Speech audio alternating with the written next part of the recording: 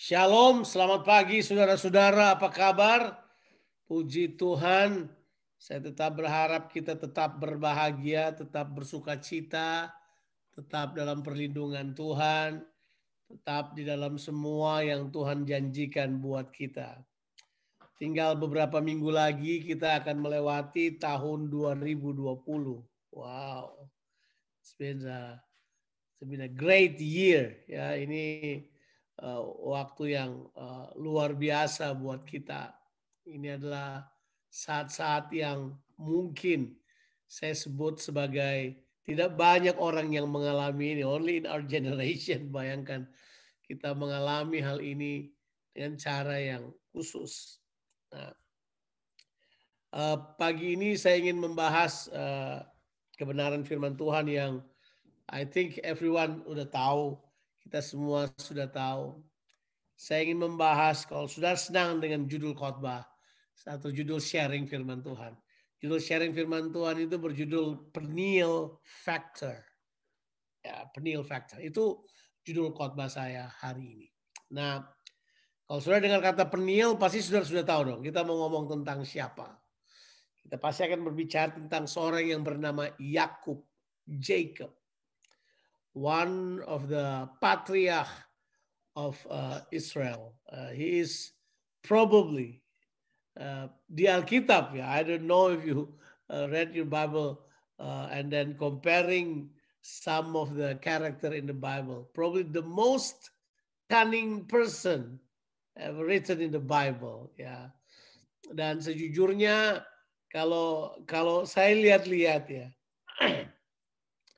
Ada beberapa sifat-sifatnya Yakub yang saya juga dapati dalam diri saya. Ya, jadi Yakub ini adalah salah satu tokoh yang saya suka relate karena luar biasanya kehidupannya Yakub adalah begini.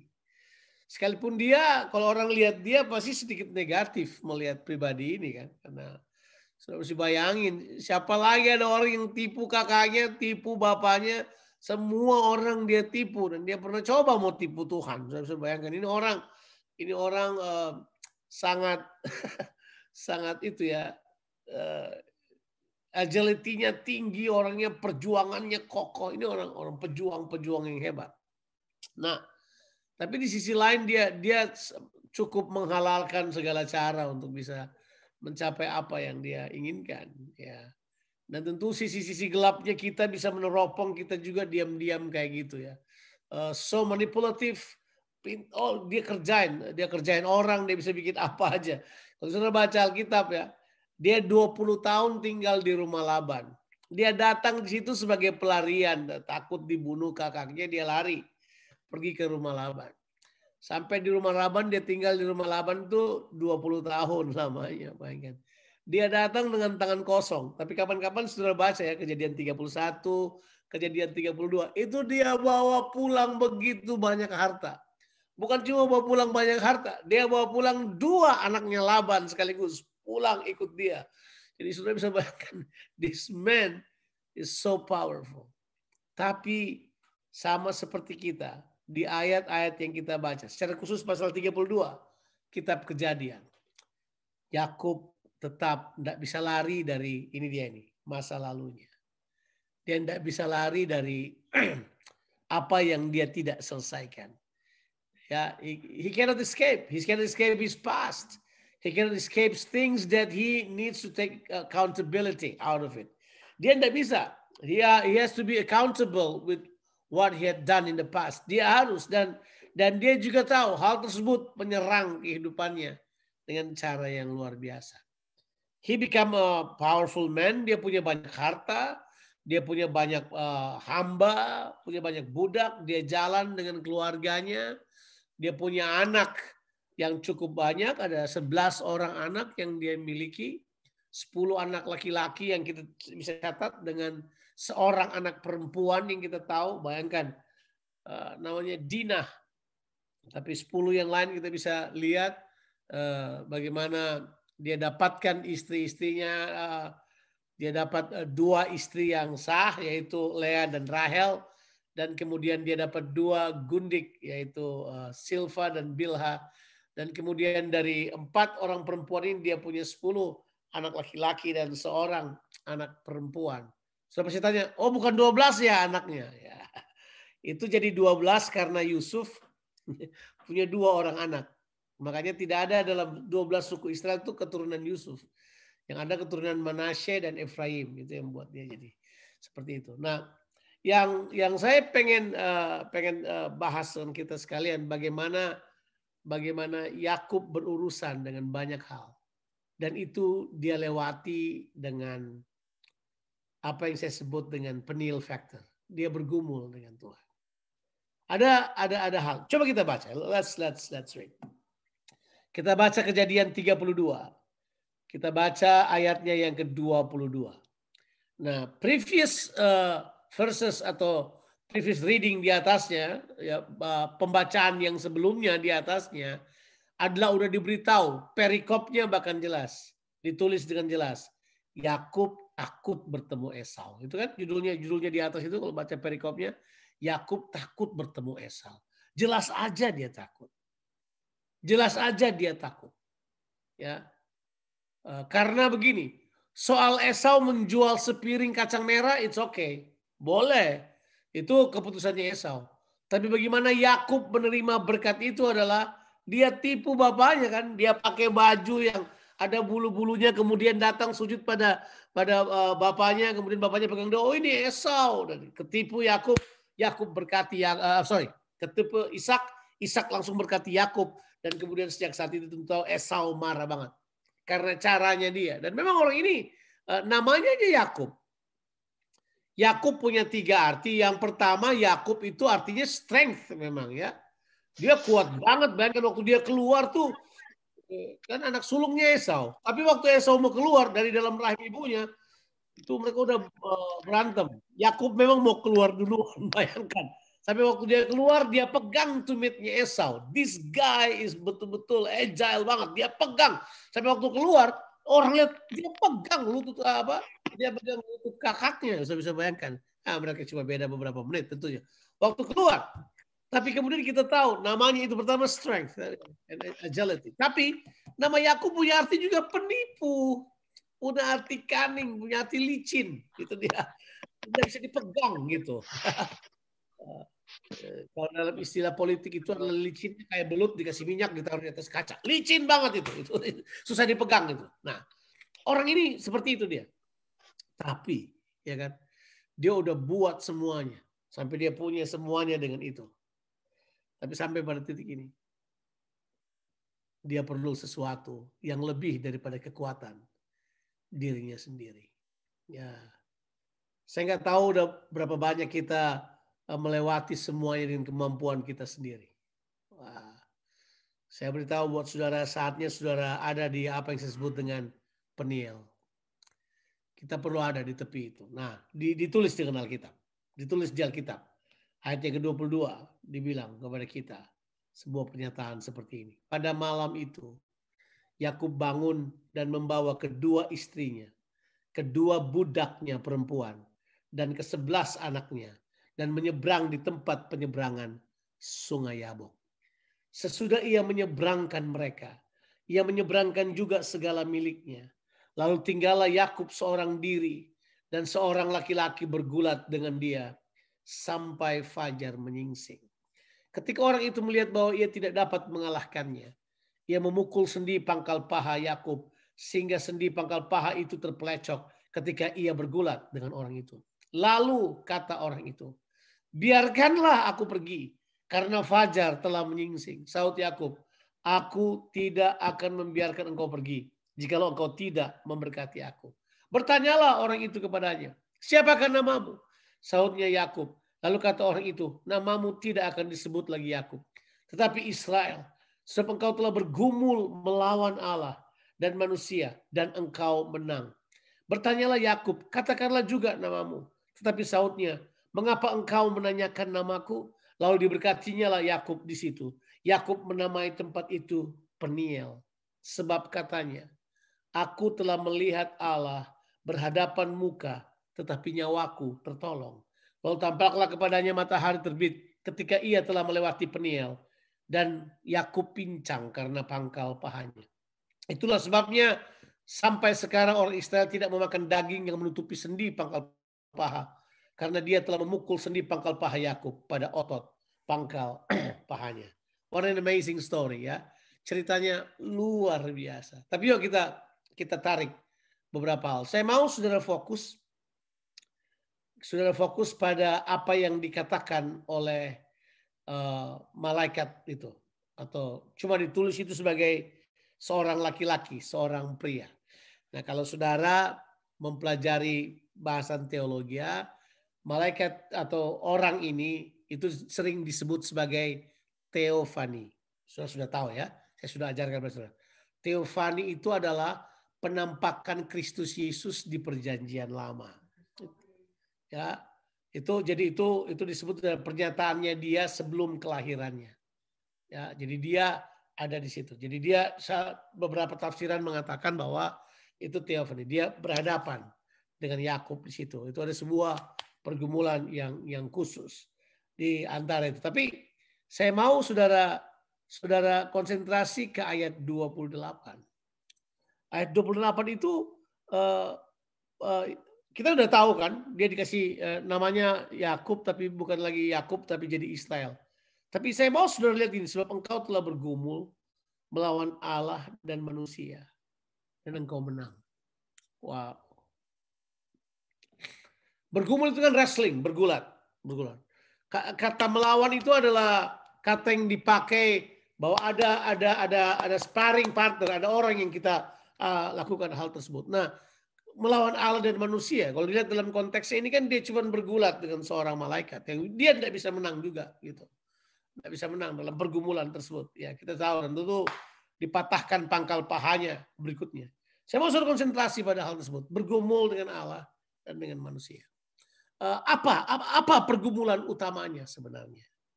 Saya dengan cepat saja beritahu pada saudara.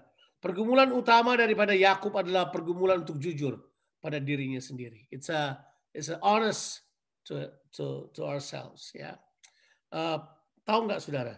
Kita hidup di negara Western society seperti Australia ini, di mana apa yang terjadi pada kita kadang-kadang kita tidak jujur lagi pada diri kita.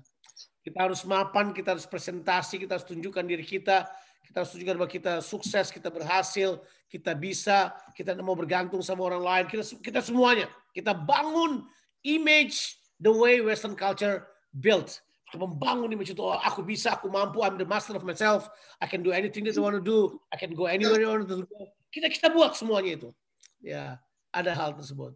Yakub sama dengan kita. Yakub adalah orang yang seperti itu. Bergumul melawan hal tersebut. Ayo cepat, sudah saya. Bergumul melawan antar kabung pakai motor. Pola pikir yang seringkali menghantui kita. Pola pikir yang datang dalam kehidupan kita. Bahwa I'm something, I'm somebody. Saya adalah orang yang bisa. Saya adalah orang yang mampu. Look at me. I can survive. Saya sudah lari. Dan selama kurang lebih 40 tahun kehidupan atau 50 tahun kehidupan ini, saya sukses. Saya punya harta, saya punya istri, saya punya anak-anak, saya punya semuanya.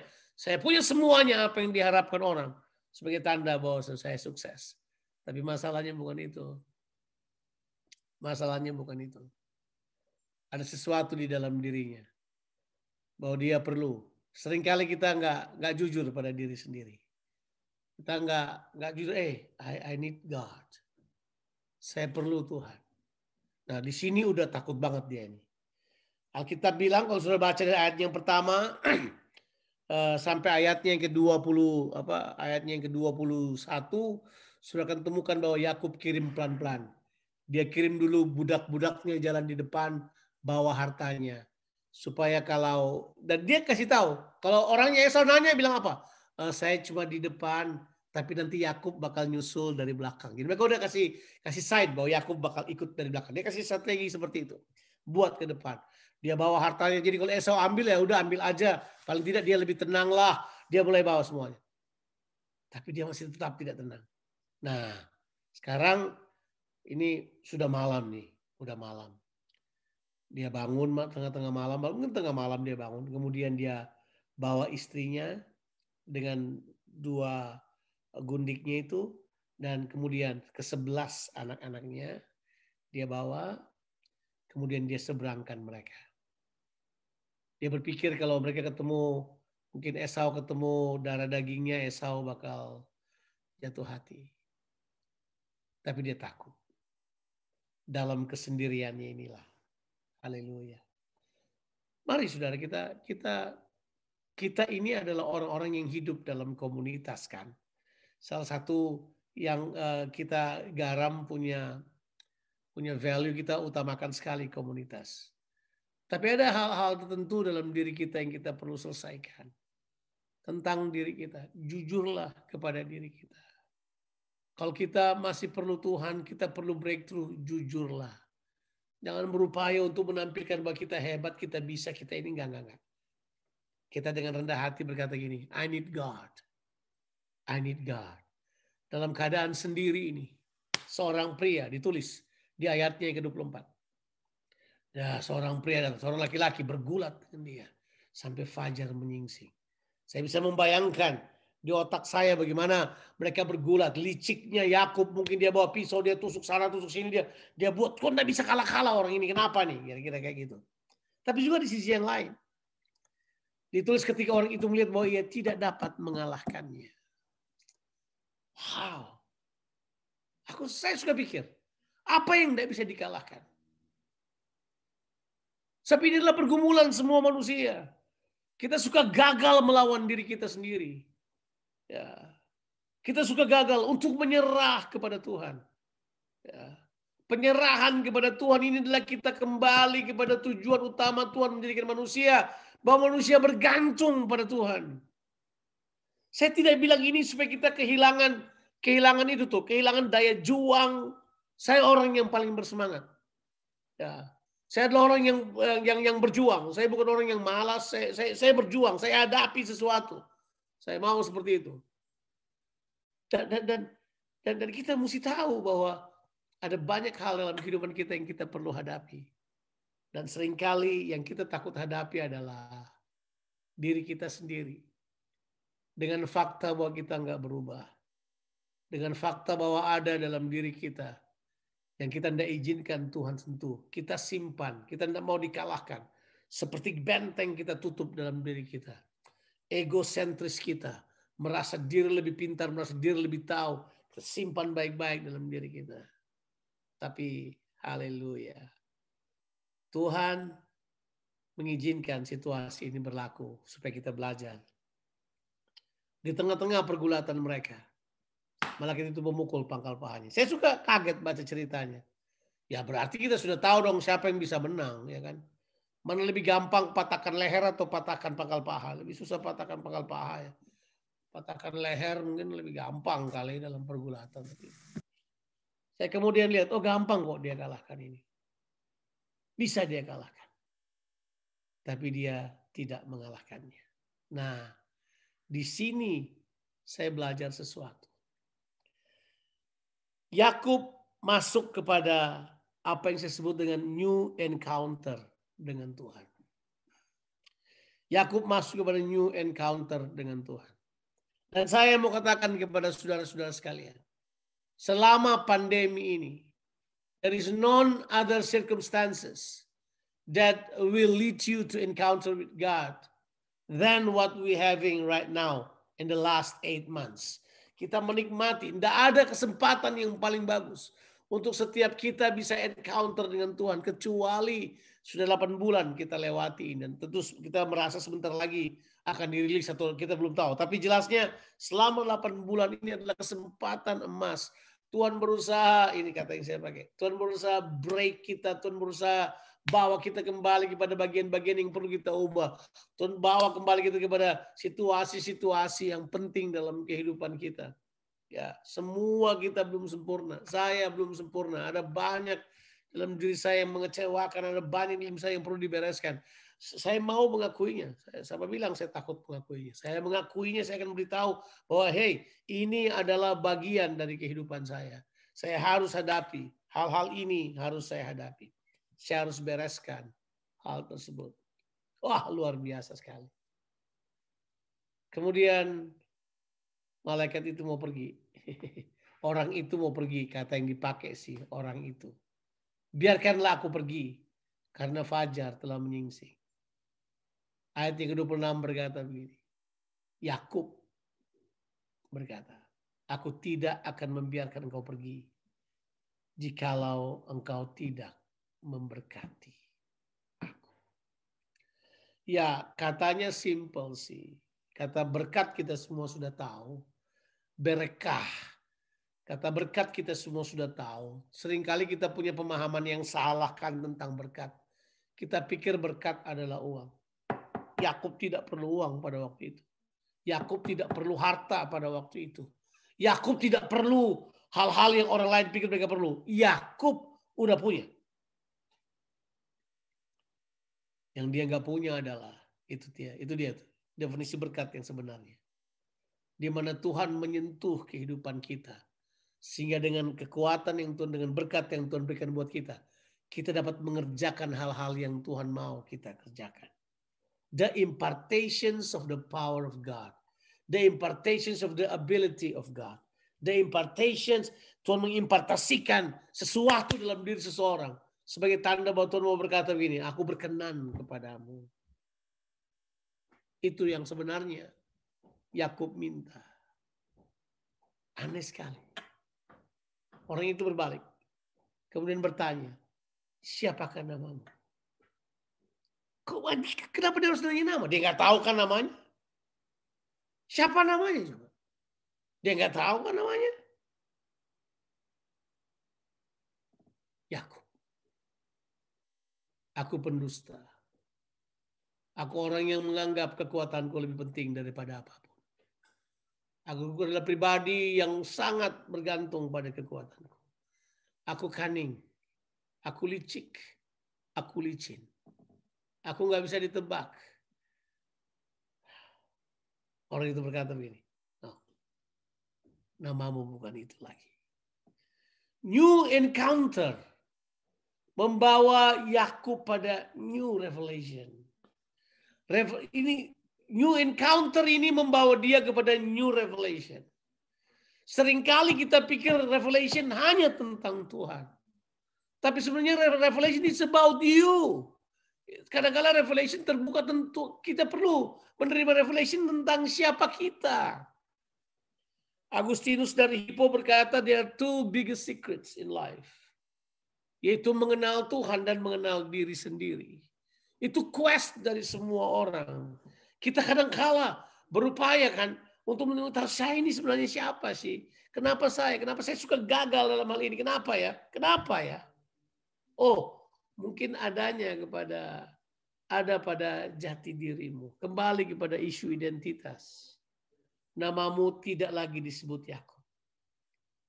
Sebab Tuhan melihat Yakub telah bergumul. Pergumulannya yang sangat banyak. Bukan cuma dengan Esau. Ketemu Esau nanti masalah lain. Tapi dia sudah menang. Dia menang atas dirinya dulu. Sampai dia berani ketemu Esau. Dia menang dalam dirinya terlebih dahulu. Sehingga dia bisa berhadapan dengan Esau. Tuhan tahu itu. Makanya Tuhan berkata begini. Engkau telah bergumul melawan Allah dan melawan manusia. Tapi engkau menang. Bergumul melawan Allah adalah sebuah statement yang dia katakan di sini bahwa dia tidak melepaskan Tuhan. Sampai Tuhan memberkati dia. Sampai Tuhan menyatakan pengaruhnya dalam dirinya. Sampai Tuhan reveal sesuatu. Dan memang benar. New encounter leads to new revelation. Saudara, jangan puas dengan pengenalan kita kepada Tuhan yang kita miliki sekarang. Masuk lebih dalam lagi. Kenali lebih dalam lagi pribadi Tuhan. Masuk lebih, ada banyak hal yang dia mau singkapkan buat kita. Saya sudah ulang-ulang katakan. This time is the time that God want to reveal himself dengan cara yang luar biasa buat setiap kita. Jangan lewatkan waktu-waktu ini untuk mengenal pribadinya, untuk tahu pribadinya. Tapi di sisi yang lain, kita juga semakin mengenal diri kita. Semakin kenal diri kita. Untuk anak-anak muda yang ada di sini, Kita kadang-kala bergumul, kita pikir apa yang kita tahu itu yang paling penting. Bisa jadi apa yang saudara tahu itu penting. Tapi apa yang Tuhan tahu tentang saudara itu jauh lebih penting. Saudara perlu Tuhan.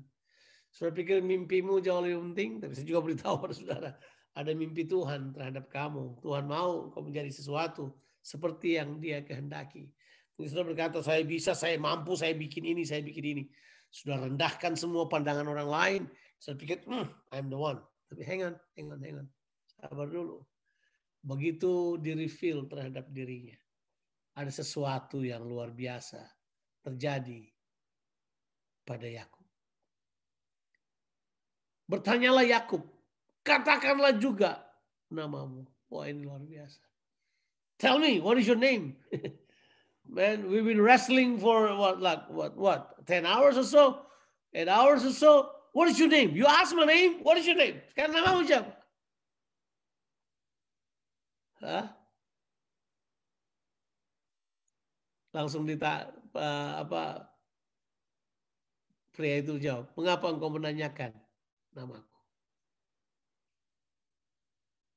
Langsung kemudian dia memberkati aku. Kenapa dia tidak perlu jawab namanya? Karena waktu dia memberkati Yakub, itu sudah memberitahukan namanya sebenarnya. It reveals something about himself. Kenapa mau nanya namaku? Kira-kira begini, nggak tahu ya dari tadi. Kamu bergul, kamu nggak tahu ya siapa aku. Kira-kira kayak gitu. Kalau dia mau cerita, aku yang bawa kamu keluar, aku yang ketemu kamu di battle, aku yang bawa kamu sampai kamu melewati semuanya, aku yang buat semuanya. Tapi kemudian dia berkati aku. Selesai. He reveals himself with his blessings. Saudara, saya cuma cerita ini untuk membangkitkan sesuatu buat kita. New encounter, new revelation. Dia kemudian mendapat revelation tentang Tuhan dan tentang dirinya. Yakub menamai tempat itu Peniel. Peniel. Peniel artinya dia bilang situ, aku telah melihat Allah berhadapan muka, tetapi nyawaku tertolong. Dalam konsep Ibrani, nah mungkinlah ada isinya ini. Berhadapan dengan Tuhan mati. Orang berhadapan, orang lihat cuman cahayanya Tuhan di mukamu saja berhadapan, lihat mati. Nah ini, tapi nyawaku tertolong. Ternyata ide ini sudah ada dari awal bahwa Tuhan ingin intermingle dengan umatnya. Tuhan mau bersama-sama dengan umatnya. Dan semua itu digenapkan di dalam Yesus. Kalau saudara baca Yohanes 1 ayatnya ke-14, firman itu telah menjadi manusia. Yang adalah Allah menjadi manusia. Dia tinggal dengan kita. Dan Yohanes begini, dan kita melihat, we behold his glory. Kita melihat kemuliaannya. Yesus buat itu untuk kita. Ya. Wow. Selesai itu, new revelation about God and about self. Yuk, sebentar lagi kita tinggalkan tahun 2020. What is your resolutions?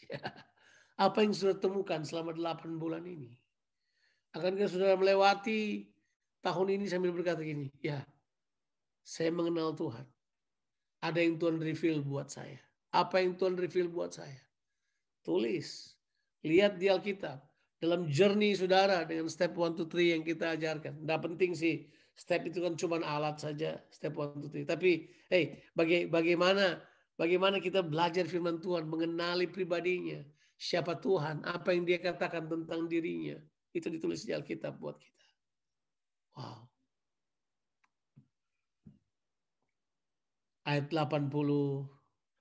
Ayatnya yang ke-31. Tampaklah matahari terbit ketika ia telah melewati Peniel. Dan Yakub pincang karena pangkal pahanya. Wow. New encounter, new revelation. Tapi yang ketiga adalah new walk. Ada jalan yang baru. Bukan jalan yang baru, bukan jalannya yang baru. Cara jalannya yang baru. Dia kemudian berjalan dengan jalan yang pincang. Saudara masih ingat nggak? Nanti ke depan, waktu Yusuf bawa Yakub ke Mesir, dan Yusuf memperkenalkan Yakub pada Firaun. My goodness. Itu kisah yang paling luar biasa, yang akarnya datang di ayat ini. Yakub berdiri, Yakub memberkati Firaun. Kemudian Yakub beritahu, jalanku itu adalah jalan yang penuh kerikil, jalanku sulit di masa yang lalu, dia beritahu. Tapi Tuhan ini yang menyertai dia. Makanya aku memberkati engkau. Nanti cari di kitab Kejadian ketika Yakub ketemu Firaun. Kemudian Firaun terkesan sekali. Sampai kemudian karena Yusuf, Yakub diberi Goshen sebagai tempat tinggal. Yakub dengan 70 orang yang bersama-sama dengan dia. Itu anaknya dan tentu keturunan dan budak-budaknya tinggal di Goshen pada waktu itu. Hey, new encounter, new revelation, but new ways of life. The way, new walk. Kita berjalan dengan jalan yang baru. Yuk, mari kita trace ke belakang lagi dan lihat. Apa-apa yang perlu kita ubah. Apa-apa yang perlu kita berubah. Hey, dengan kemampuan kita nggak bisa. Kita perlu perjumpaan dengan Tuhan. Kita perlu pewahyuan dengan Tuhan. Kita perlu jalan yang baru. Orang tanya pada saya, bagaimana 3 hal ini dapat terjadi? Baca Alkitab. Itu aja. Gak ada yang repot kok. Sekarang semuanya udah diwahyukan di situ. Cuma kita punya sikap gak yang tepat waktu encounter. Waktu kita baca firman Tuhan. Mau gak kita masuk bersama dengan Tuhan. Untuk kemudian menyeberang ke seberang. Sudah tentu tahu cerita pada pasalnya yang ke-34. Dia didamaikan dengan Esau. Waktu dilihat, coba bayangkan.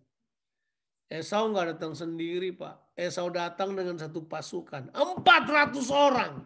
Bayangkan. Esau datang dengan 400 orang. Tapi begitu Yakub lihat dia. Yakub lihat Esau. Yakub udah nggak takut lagi. Yakub nggak takut lagi. Kalau bacalah. Yakub sampai sujud ke tanah 7 kali. Bayangkan, sujud. Sudah baca terus kisahnya. Tapi Esau berlari mendapatkan dia. Didekapnya dia. Dipeluk lehernya dan diciumnya dia. Lalu bertangis-tangisanlah mereka. Wow!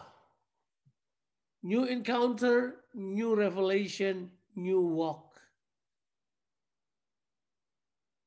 New relationship. Hubungan-hubungan yang tadinya retak diperbaharui. Saya mau ingatkan kepada saudara, waspada. Ya, saya sudah merayakan Natal cukup lama. Cukup berkali-kali. Dan merayakan Natal dengan orang-orang percaya. Tahu nggak? Biasanya putus hubungan terjadi justru pas mempersiapkan Natal. Karena ego-ego, karena apa-apa bisa terjadi. Kita mesti jaga hal tersebut. Supaya jangan Natal membuat kita kemudian kehilangan banyak hal. Mari, seperti Yakub. New encounter, perjumpaan yang baru. New revelation. New walk. New ways of life. Tapi juga hubungan yang diperbaharui. Ya, renewed relationship. Diperbaharui hubungan kita. Wow. Siapa yang bisa kira Esau dengan mudah mengampuni Yakub? Enggak ada. Enggak ada. Saudara boleh baca. Wah, susah banget. Tapi yang terjadi adalah Esau memeluk dia. Mereka bertangis-tangisan. Kemudian kita tahu ceritanya. Soal isi hati Esau kita nggak tahu selebihnya. Tapi di pihak Yakub terjadi perdamaian. It changed his life forever. Dia tidak pernah sama lagi. Saya berdoa kita lewati tahun ini dengan sikap yang tepat. Yuk, mari hadapi diri kita. Hadapi yang di belakang kita, yang menghalangi kita. Hadapi. Kalau saya sudah hadapi, saya sekarang akan berlari ke depan. Saya selalu ingatkan pada saudara, semua yang Tuhan siapkan pada kita ada di depan. Berlari ke depan, lupakan yang di belakang. Saya kira cukup untuk hari ini. Saya berdoa kita semua dipersiapkan untuk masuk pada tahun yang baru. Tapi kita harus datang dengan new encounter, new revelation, new walk, and new relationship. Tuhan memberkati kita sekalian. Amin.